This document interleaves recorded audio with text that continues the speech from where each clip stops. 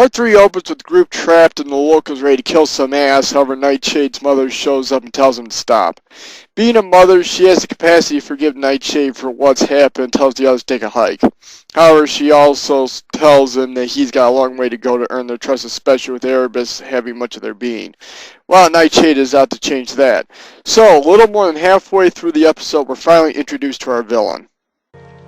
I suggest we roll out the red carpet and give them all a welcome they'll never forget.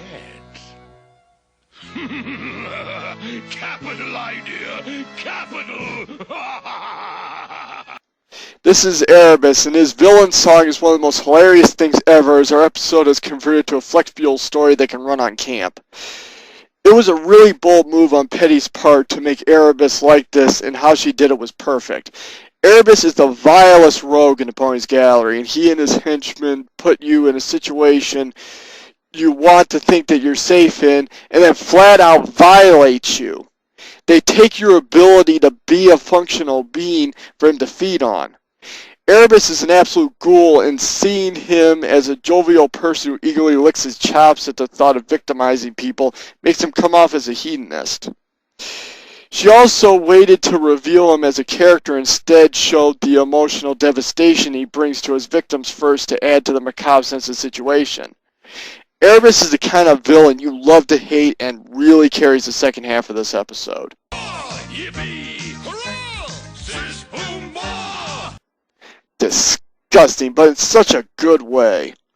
Erebus and Zeb go out to confront the group and get some more shadows. Erebus congratulates Nightshade on his good work, but Nightshade files his resignation. Interestingly, some comments on the first part of this review said the ponies were quick to trust Nightshade after his sob story, and it could have easily been leading them into a trap. Well, they were going to have to take on Erebus to get the shadows back anyway, so Nightshade's allegiance was academic at that point. Either way, he would take them to where they needed to go, Erebus's doorstep. Erebus is pissed his meal ticket is up and quit and blows him into a fountain. Zeb also breaks out his satchel. The master said you'd pay. And now it's time for me to collect. And I don't take plastic. However, he gets a headbutt from Nightshade to start one of the action plots of this part, which is grab the satchel. Zeb knocks it into the house, and he and Nightshade wrestle as Meg and Molly go for the satchel, which apparently gained a pair of legs as it's deep in the house. However, Zeb knocks Nightshade out so he can go after him. Meanwhile, in the keep away from Erebus action plot, the ponies and mice take cover in a bush, but Erebus finds the disturbed leaves. He goes tornado and blows away the bushes, however this tuckers them out a bit, and the group takes a chance to scatter. Megan and Molly in the meantime found the satchel, but Zeb gets it away from them. You girls ought to watch where you're going. And you're just going to walk away and not take their shadows? You're a moron, Zeb. They chase the idiot but run into Heartthrob, who is running from Erebus, because this has suddenly turned into a Scooby-Doo episode. All we needed is everyone running in and out of a random collection of doors and we'd be all set. The rest of the group runs by with Erebus giving chase and Galaxy trips. Erebus cuts her off from the others, but he seems to be losing some pounds and demands Zeb bring the satchel.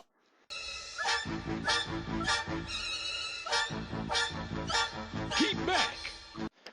Because bum rushing the guy with a clunky device before he can do anything would be the smart thing to do. Zeb finally does his job and takes Galaxy's shadow. He then gives it to Erebus, who eats it. This is a good time to split, so the group heads to a cave. Now they know that Erebus has a limited fuel tank and they just need to run him down, and Megan has a plan to do just that. In the meantime, Erebus isn't in such a jovial mood anymore, as he's still got the munchies, but no more shadows. He tells Zeb to hunt down more or he'll start looking in-house, so Zeb heads out with some of the rats. Lofty and Molly, in the meantime, head out to complete Megan's plan. They fly low, hoping to avoid detection, not realizing Zeb and the rats are on the hunt and Molly gets captured. Zeb prepares his satchel to set up the cliffhanger, and Molly mouths something at the very end that is never a spoken line. Some suggested this was a curse word, but I think it was supposed to be, oh no. Part 4 opens with Zeb taking his own sweet time taking Molly's shadow. Lofty tries to stop him, but the rats get the drop on her. Zeb still takes his own sweet time, so Lofty is able to ditch the rats, knock him down, and get Molly out of there. Zeb, you suck as a henchman! Megan, in the meantime, decides to get some reinforcements from Greyvale. They hate me. You know, the whole betray them so Erebus can screw them over thing. Sure enough, the locals tell them to piss off, so their only choice now is to lie in wait for Erebus and Zeb since they have the only shadows in the area. They do come, and the mayor and sheriff take up position to do something. Erebus tries to get Nightshade to come back, but he tells him to kiss off.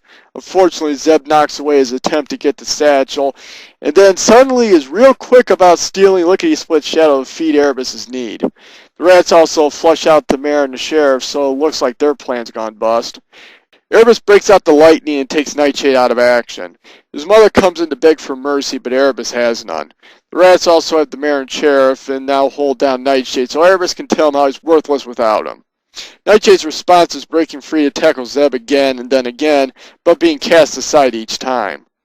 Erebus then starts tearing into Megan for messing up his plans and how she'll suffer for it. However, it's time for the Deus Ex Machina. The flutter ponies have arrived and everyone but Rose Dust has gone through the pony Xerox machine a few times. The flutter ponies quickly turn the tables to an anthem-like song as they dodge Erebus' attacks and wrap up the rats. They then start tearing Erebus apart literally as shadows blow out of him and back to the original owners. Zeb tries to be a good henchman and even hits Megan in the face for some family-unfriendly violence, but the locals have their shadows back and are ready to thank him properly. We also have some confusion as to who had their shadows taken, like a dull heartthrob getting her shadow back even though we never see it taken. The flutter pony finally strips Erebus down to the point where he's small enough the mayor just steps on him. I've been looking for a new paperweight. Zeb is also thrown in chains and I suspect that the rats have been rounded up too. Lofty apparently took the scenic route back as she and Molly arrive after the action is over. With all the shadows back and the residents of what is once again called Bright Valley able to forgive Nightshade, there's only one thing to do. Have a concert with the baby pony singing backup.